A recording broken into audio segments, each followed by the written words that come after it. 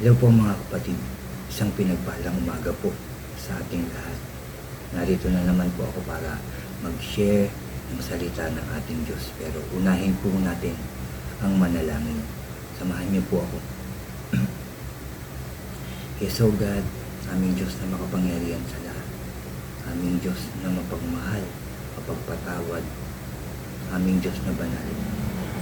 Maraming salamat po muli sa isang pagkakataon na naman ay pinagkaloob mo sa amin para makinig, mag-aral, magbasa ng iyong salita. Samahan mo po ulit kami, turuan at gabayan sa aming pag-aaral, ating maayos, walang maging abala, Lord God, o distraction sa pag-aaral ng iyong salita ngayong umagang ito. Buksan mo po yung aming puso, yung aming isipan, para lubusan namin itong maintindihan, Lord. I pray, maisabuhay namin ang iyong salita, O Diyos. Samahan mo rin po ako, turuan mo rin po ako, gabayan mo rin po ako, Lord, para lahat ng aking sasabihin ay galing lamang po sa iyong salita. Salamat, Lord, iniklaim namin na muli tagumpay ang gawain ito. Dahil ito po ay iyong inuutos sa lahat ng tao na magbahagi ng iyong salita. Kaya Lord, salamat po muli sa katagumpayan ng aming gawain ito. Salamat po. Muli ka namin pinupuri at pinasasalamatan. Sa iyo lang po ang pinakamataas na papuri at pagsamba. Sa tanging pangalan na aming Panginoong Hesus, na aming tagapagligtas, lahat tayo ay magsabi ng Amen and Amen. At ito po ang aking channel.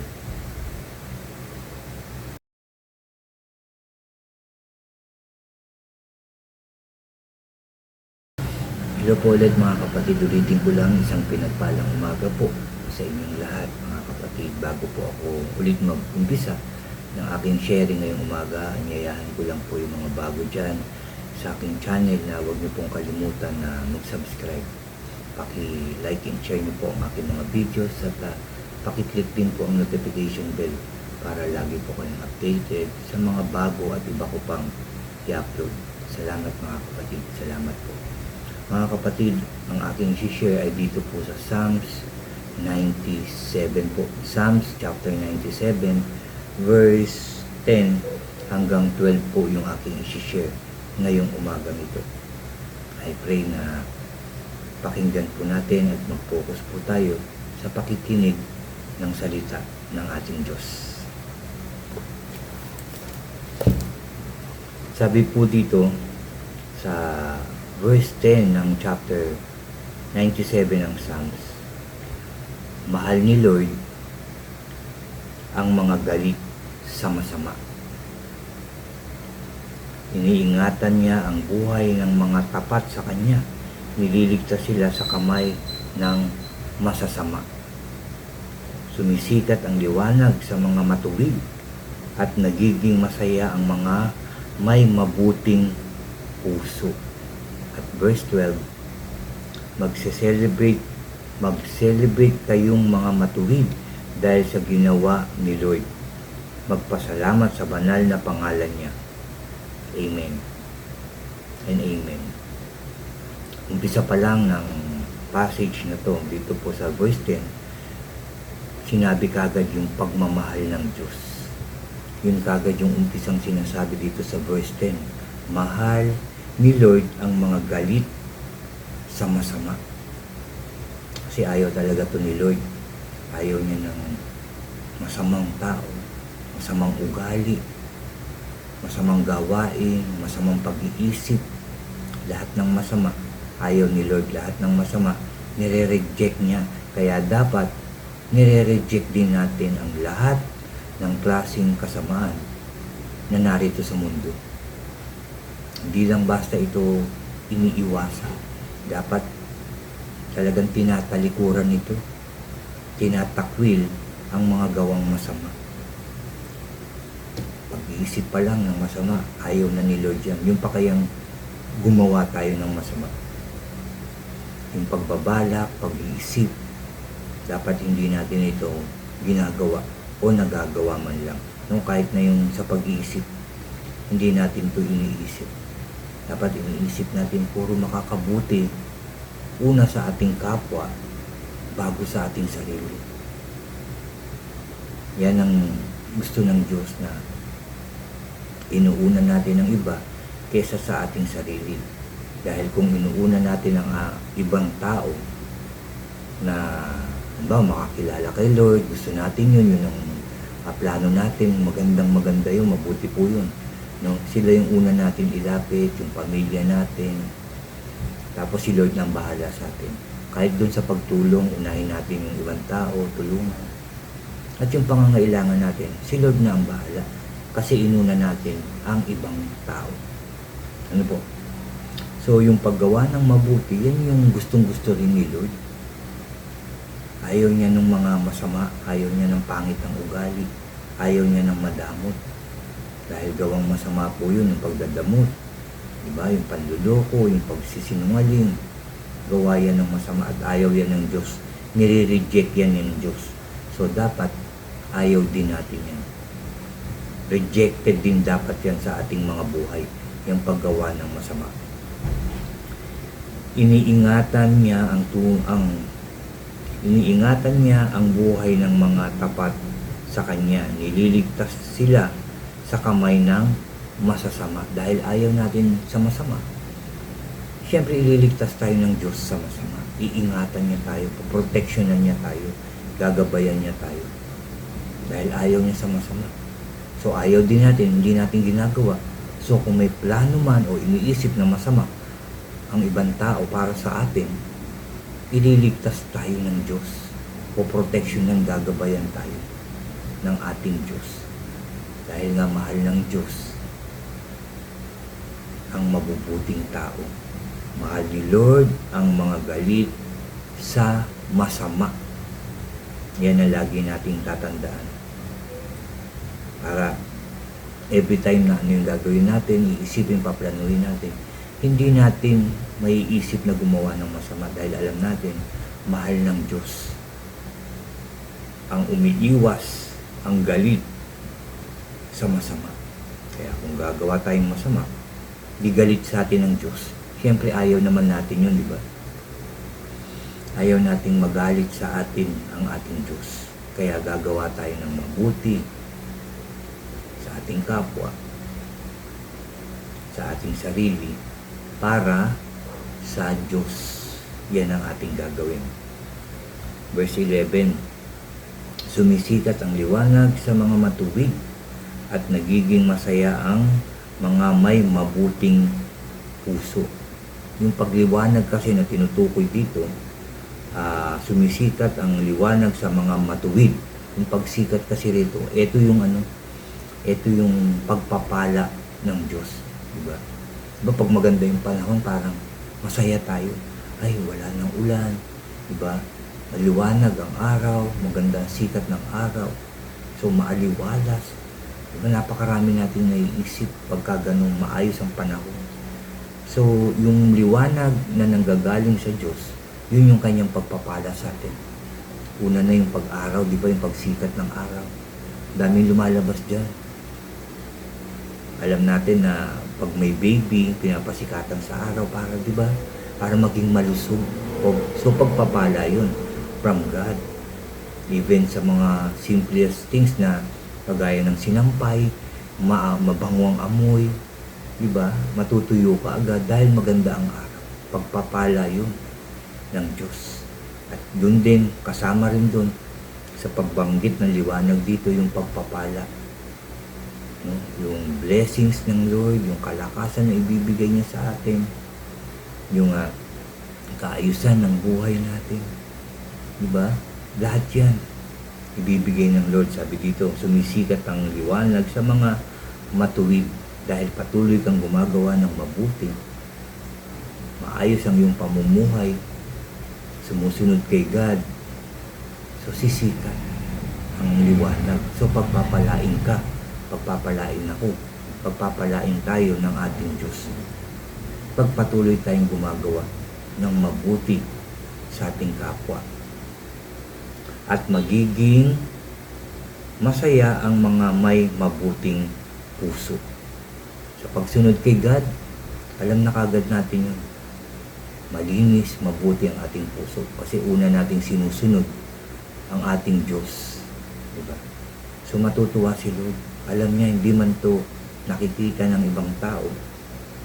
Ang akala man ng ibang tao na, naku, kunyari lang yan. Pero totoo sa iyong puso na ikaw ay sumusunod sa Diyos, gumagawa ka ng mabuti. Diba? Pinagpipray mo yung kapwa mo. Mabuti yan para sa Diyos. Natutuwa ang Diyos dyan sa mga ganong ginagawa natin.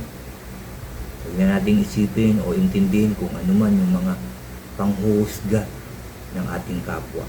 Ipag-pray na lang natin sila. Kasi isa yan sa pagiging mabuti ang puso. Yung ipapanalangin mo yung kapwa, di ba? Mabuting puso po yun. Na kahit anong sinasabi, may mga nagagawang hindi maayos, hindi maganda, no? Na hindi nakakalugod kay God yung ibang tao o yung ating kapwa sa atin, pag-pray natin sila.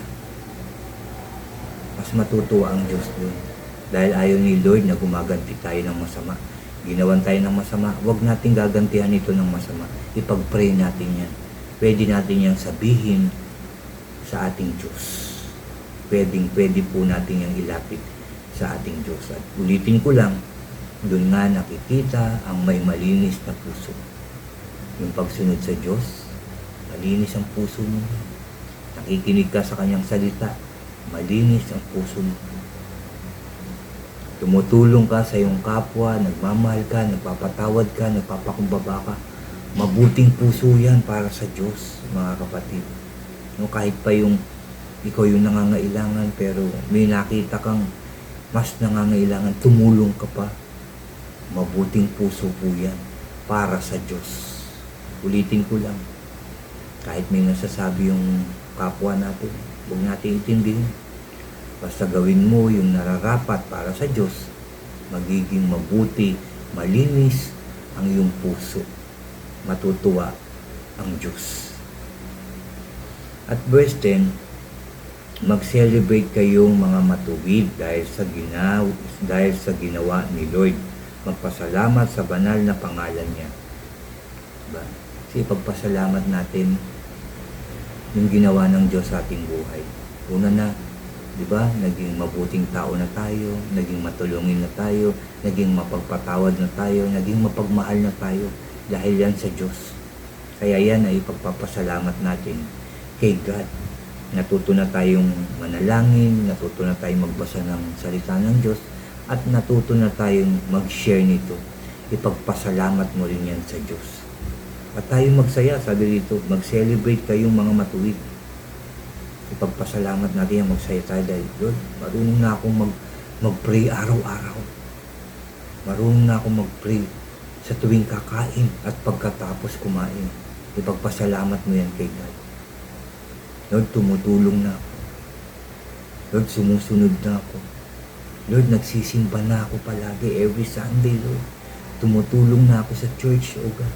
Nag-i-invite na ako para sila rin ay makakilala sa iyo. Ipagpasalamat mo yan sa Diyos. Kasi lahat yan inuutos niya. So, nasusunod mo na siya, di ba? So, dapat na natin ipagpasalamat ito. Dahil naging masunurin na tayo, naging tapat. Naging tapat na tayo sa ating Diyos. Kaya yan ay ipagpapasalamat mo, ipagpapasalamat ko, at ipagpapasalamat natin sa ating Diyos. Magpasalamat sa banal na pangalan niya. Dito po ulit ako nagbasa, mga kapatid. Ito po ulit yung aking binasa ngayong umagang ito, mga kapatid. So magpasalamat sa pangalan ng Diyos. Dahil ginawa niya tayong mabuting tao. Ginawa niya tayong karapat-dapat na tumawag sa Kanya ng Ama. Ginawa niya tayong karapat-dapat para tumanggap ng pagpapala. Tinuruan niya tayong manalangin, magbasa ng Bible, makinig ng Bible. Siya lahat ang gumawa nun, mga kapatid. Hindi tayo. Si Lord lahat ang kumikilos sa ating buhay para mapalapit tayo sa Kanya. Kasi siya yung unang nagmahal sa atin, hindi naman tayo. Ano po? Siya po ang unang nagmahal. Ang Diyos ang unang nagmahal sa atin. Unang-una na ginawa niya yung mundo. Langit at lupa at mga laman nito. ginawa niya yun. Bago tayo, kinumpleto niya muna bago ginawa ang tao. Di ba po, mahal niya tayo? Ano pa? Binigay niya yung kaisa-isa niyang anak para sa iyo, sa akin, at sa ating lahat. Dahil mahal niya tayo. Di ba po, nauna siya na magmahal sa atin. Hindi tayo yung nauna. Kaya lahat una niyang ginawa para sa atin. Itong bagay na to, siya ang nagturo nito, hindi tayo. Kasi marami tayong pinagkakabisihan. Minsan nakakalimutan natin mag-pray. Sobrang pagod, sa daming isipin, di ba? Pero tinuturuan pa rin niya tayo. Gusto pa rin niyang gawin natin ito, mag-pray. Magbasa ng Bible, siya rin ang may gusto nito. Hindi tayo. Kasi gusto niya makilala natin siya. Siya nagbago ng buhay natin. Siya yung gumawa ng paraan para mapalapit tayo sa Kanya. Kasi sira ang ugnayan natin. Kasi may barrier. Kaya hindi tayo nakakalapit sa Diyos. Dahil yan sa kasalanan natin. Pero dahil sa pagmamahal niya, siya ang gumawa ng paraan. Sa pamamagitan ng Panginoong Hesus. Para mapatawad tayo sa ating mga kasalanan. Para yung ating communication sa Kanya maging maayos ulit. Reconciliation ang ginawa ng Diyos.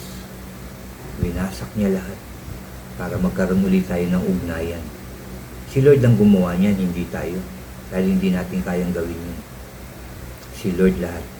Kaya tandaan natin, mahal tayo ng Diyos. Siya lahat ang gumawa ng paraan para tayo magbalik loob na sa Kanya, para maramdaman na natin, maranasan natin yung Kanyang pagmamahal sa atin. Kaya nga ulitin ko lang dito sa aking sharing ngayong umagang ito, Psalms 97 verse 10 to 12, umpisang-umpisa pa lang, mahal ni Lord ang mga galit sa masama. Ikaw yun, mahal ka ni Lord kasi hindi ka na gumagawa ng masama. Mahal ako ni Lord, hindi na ako gumagawa ng masama. Mahal tayo ni Lord kasi galit tayo sa masama. Amen. At yan po yung aking sharing ngayong umagang ito. I pray marami tayong natutunan. I pray na yun ang gawin natin. Ang hindi na gumawa ng masama. Na lagi nang isipin, mahal ako ni Lord, hindi ako gagawa ng masama. Hindi ako mag-iisip ng masama. Tutulong ako. Nagsisimba ako. Magbabasa ako ng Bible. Attend ako sa mga Bible study. Kasi mahal ako ni Lord. Kasi tinatawag ako ni Lord. Kasi gusto akong kausapin ng Diyos. Kasi kapag magbabasa tayo ng Biblia, binabasa natin ito, habang binabasa natin ito, si Lord yung kumakausap sa atin. When we pray, tayo naman ang kumakausap kay Lord. So, hindi pwedeng tayo lang lagi ang kakausap sa Diyos. Gusto ng Diyos, kakausapin din niya tayo sa pamamagitan ng Kanyang salita. Kaya gagawin natin ito. Kaya pag nakapagbasa na tayo, nakapag-pray na tayo, sisimba naman tayo paglinggo para magpuri, magpasalamat, kumanta sa Kanya at para muling makinig ng Kanyang salita. Amen po. Ulitin ko lang, yan po ang aking sharing ngayong umagang ito. Psalms 97 verse 10 to 12 po. At muli tayo magpapasalamat sa ating Diyos. Mananalangin tayo. Hihingi. Pwede. Kahit ano. Ibibigyan ni Lord kasi ngayong umagang ito, inuna natin siya. Amen po. So, let us pray po. Magsiyuko tayo. Yes, oh God. Hallelujah. Ama sa langit, muli kami nagpupuri sa iyo at nagpapasalamat. Salamat sa umagang ito na pinagkaloob mo, Lord, para una namin gawin ang manalangin at makinig ng iyong salita. I pray, gawin namin ito araw-araw na unahin ka sa aming mga buhay. Lord, salamat sa iyong mga salita na aming narinig. I pray, Lord God, na magawa namin ito everyday sa aming buhay. Na kami makinig, mag-aral, at dumating din yung time na lahat kami ay makapagbahagi ng iyong salita, O God. Salamat po. Lord, I pray na mapatawad mo po kami sa lahat ng aming mga kasalanang nagawa. Sa aming mga pag-iisip ng masama, pagpaplano ng masama, pagkilos ng masama, Lord. I pray, hindi lang kami umiwas dito, kundi itakwil namin, Lord, ang gawang masama. Sa tulong mo, Lord God, magagawa namin ito sa iyong kapangyarihan, sa iyong presensya, Lord God. Magagawa namin itakwil ang mga gawang masama in Jesus' name. At salamat po, Lord God, sa katagumpayan ng aming gawain ito dahil muli mo kaming sinamahan, tinuruan ng aming dapat gawin, Lord God. Salamat po. Salamat po, Lord God. Salamat din, Lord God, dahil kiniklaim ko na pagpapalain mo ang bawat isa na ang mga tao ay sumusunod sa iyo, nakikinig sa iyo, Lord God. Gumagawa ng mabuti, nagmamahal, nagpapatawad, nagpapakumbaba, tumutulong ng kusa, Lord God, na galing sa puso.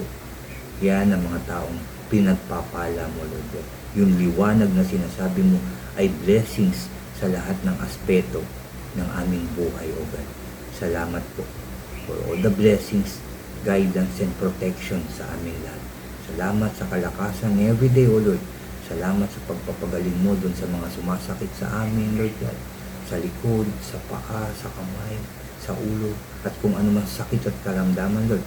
Sa mga oras na to, pinagaling mo na po. In Jesus' name.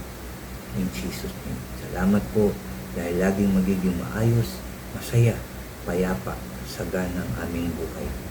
Sa pangalan ng Panginoong Hesus. Kasama ka namin, Lord God, saan man kami pupunta. Kaya kami po ay magtatagumpay. Salamat, Lord, sa lahat ng nakinig ng iyong salita ngayong umagang ito. Ingatan mo po sila, proteksyonan mo po sila, pagpalain mo po sila, Lord God. At I pray na sa susunod, Lord God, isama nila ang kanilang mga mahal sa buhay para una magsimba, Lord God, para makinig ng iyong salita. Sama-sama silang magbabasa ng iyong salita. A-attend sila ng Bible study, O God. At lagi silang mananalangin para magpuri at magpasalamat sa iyo. Muli, Lord, pagpalain mo lahat ng taong nakinig, nanood ng pag-aaral ng iyong salita. Salamat po. Salamat po, Lord. Again, for all the blessings, guidance, and protection sa amin lahat. Salamat po. Kiniklaim namin yan, Lord God, na yan ay pinagkaloob mo sa amin. Sa pangalan ng Panginoong Hesus. Muli, Lord, salamat sa iyong kabutihan, pagmamahal sa aming lahat. Pinupuri ka namin, pinasasalamatan, sinasamba ka namin. Sa tanging pangalan ng aming Panginoong Hesus at sa pakikipisan ng banal na Espiritu, lahat tayo ay magsabi ng Amen, Amen, and Amen po. Amen. Salamat sa Diyos, narinig niya ang ating panalangin at tinugon niya na to. Salamat po sa inyo mga kapatid hanggang sa susunod po ng aking sharing.